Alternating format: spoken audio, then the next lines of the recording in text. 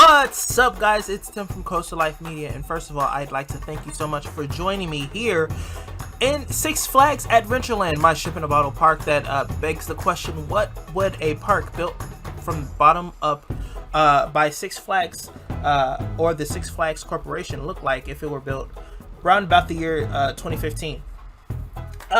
Today I am actually going to do a traditional video within this series as to where I'm going to show you guys what I've done since our last update, and I'm going to work on I'm actually going to work on detailing a new area in the Crimson Valley area of the park. Alright, so let's get to it. We now have a brand new ride. This is the Raging Bull. This Sundial ride is actually the latest ride to be added to the park. I actually wanted to add more flat rides to this area because I know for a fact that there's going to be one last coaster, not only for this area but for the park in general. And with that, matter of fact, I'm going to be honest with you. I'm thinking two coasters because I have two areas where I want to do a coaster. I have the outer rim right here that I definitely want to do a coaster, but I'm thinking like maybe a junior coaster like for the kids or something like that in this area right here, right next to the train track. So we again, we have the outer rim that's definitely going to have a coaster. I'm not sure how far I want it to go, but I definitely want to cap off the edge of this park with one last coaster. I'm thinking a B&M Hyper, just to be bad and just to add one more B&M for good measure. And then maybe like a junior wooden coaster in this small space. I actually tried, I built a small GCI-ish coaster in here, but the stats were terrible after smoothing it out and everything, and I did not want that to be the final product, the finished product. So I just deleted it, and so yeah. As you can see, also I've capped off and finished the pathing. So there is definitely a full circuit for this park where you can make your way all the way around. There are definitely there's no dead ends that I like about this. That's something that I like about this park. The main circuit is basically this path right here, and then there is another circuit that goes along through here. So it's almost like a figure eight, but a very misshapen and deformed figure eight. But the thing is, I wanted to make sure that I did not have any dead ends in this park. I don't want this to be like Six Flags America or Six Flags New England, where there's a lot of dead ends and you just basically have to turn around and go back. So with all of that being said, I want to do some detailing in Crimson Valley, and I also want to do a little bit of work here in with the racetrack here, because like I said in a previous video, I think it was the last video, behind the racetrack and in between the racetrack and Shuja, which is the B&M floorless coaster here, I wanted to put some backstage stuff right here so that we could get some work done, and maybe use like an access point right here or like along this curve right here. I'm thinking about moving some trees. So I have a lot of things that I want to do, and I'm gonna do them. I'm gonna get started on them at least right here in this episode. So I will see you in the next update. So I've decided to get started with the station building for the go-kart track. One thing that I definitely wanted to do was to kind of add like a street racing element to this. Kind of like how at Magic Mountain, I know every episode I reference something at Magic Mountain. I'm so sorry, guys. It's just one of the two parks that I have the most experience with out of all of the Six Flags parks. So I am sorry that I reference Magic Mountain so much, but I will say that after West Coast Racers was unveiled, they did retheme the go-kart track, and it is kind of like a street racing theme, and I love how they did that. It's super easy, it's super simple, and I kind of wanted to do something not necessarily similar, but I wanted to be inspired by that, which is why you have the chain link fences, and you have the corrugated roof, roofing on the underside of this roof, and then the top is smooth, just to kind of add that like garage theme. But yeah, that's basically, I wanted to keep this simple. I did not want this to be over complicated.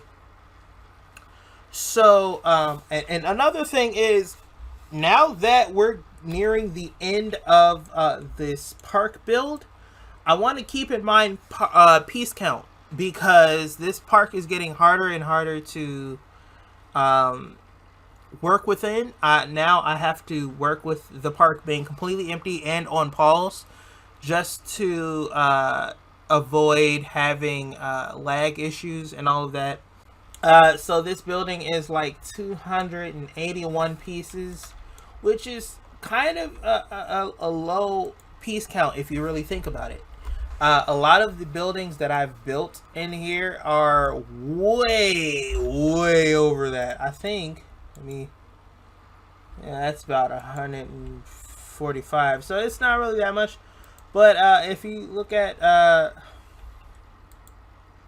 something like this, just this alone is 200 pieces, and this is just the pillars and the roof. So for the station to be all together to be this 281, that's pretty impressive in my view. So like I was saying, I wanted to keep this station pretty simple, and with that I also wanted to have a modern aspect, which is why the lights are square. I don't use these lights very often in realistic builds because I've never seen a square light, but I would like to think that since this park was built more in the modern era, they would try to Six Flags would try to employ some more modern aspects and assets into this park. So with all of that being said, yes, I am sticking with the I guess you can call this navy and blue color scheme, just like the Winter Circle snacks, which I haven't really formally gone over, but this is a snack stand that I built to go along with the racetrack. It's the Winter Circle snacks. It is literally right across the street, right across the walkway from Whistle Stop, and we have a Starbucks in this area also. So basically my thinking is, you come through this little area, you have Starbucks right there, you pass Winter Circle, you have the train station right above you, and if you're turning to go into the other end of Crimson Valley, you're passing the racetrack here. So I'm not sure if this is the final layout of Crimson Valley. Now that since I mentioned it, I'm just gonna give you guys a heads up. I have ADD like to the max, so when I think of something, I'm gonna talk about it. It may not be succinct with how other YouTubers, especially Planet Coaster YouTubers, talk, because some make a write down a script or something. I do not. I just talk to you straight from my head, and when I see it, I mention it. So I'm not sure if I'm going to keep this plaza layout. I know that I'm going to keep this, like, this little plaza right here, because, you know, I want this to be the plaza for the big coaster that's going to be here, probably the B&M Hyper. But as far as this, I'm probably going to do something slightly different, just so that I could have a little bit more room for a mini or a junior coaster in that area. So I'm still working. I'm gonna check back in with you in a minute because I want to do some more work with the racetrack and everything like that. So I'll check back in with you later. So I've done some work here within the go-kart area. For one, I've added some foliage, not just in front of the ride, but or the attraction, but around the first curve. And I did some work with fencing. I hate doing fencing work, but it is definitely necessary. There's also a sign, just so you know what you're queuing up for, in case you just don't know. But yeah, so here's the thing. I want to kind of cover this. I want to kind of find a way to cover this back area, so that you cannot see past it. Which means I'm going to have to use some solid fencing. Solid fencing, in my mind, when I say that, it's just a phrase that I use personally. Solid fencing is a fence that you cannot see through. You have chain link fencing, which is not solid, and then you have like something that is more solid that you cannot see through. And that's something that I'm going to have to add through or add to that back lane of the go-kart area, for the specific purpose of me wanting to put backstage stuff back there. I'm not going to get to the backstage area, nor am I going to get to a whole lot in this episode, because unfortunately I have some things that I have to do outside of this Planet Coaster World. But I am going to say that I am going to try to get to as much as I can before signing off. I'm going to do one more update, and then I'll see where we can go. All right, so I will see you in the next and final update for this episode. So here you go. I have found a way to efficiently cover the back area of the racetrack. No, I have not added the backstage stuff yet, but that is going to be in a future episode. Of course, I wanted to go back to my first judgment in adding advertisements around the park, because again, this is Six Flags and we thrive with advertisements throughout the park. And so that is definitely what I wanted to add here with Takis, the official sponsor of Six Flags Adventureland. Face the intensity.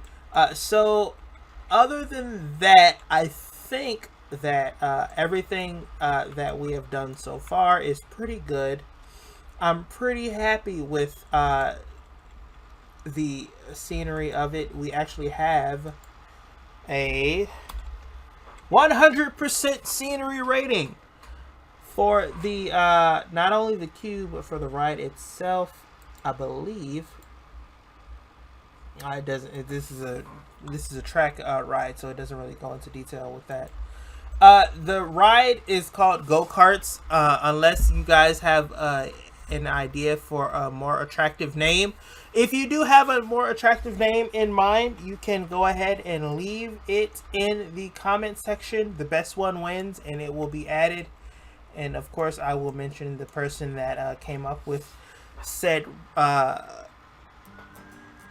name in the episode where I name it. So other than that, you guys have been amazing if you have made it all the way through to the end of this video, or at least up until this point.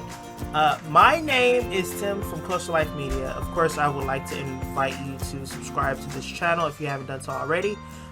Share the video with your friends, like the video on YouTube, all of that, as it greatly helps out this channel. Not only does it do that, but it also really encourages me to make more. So thank you so much if you've made it through to this points of the video. I will see you in the next video. Thank you, and I will see you soon.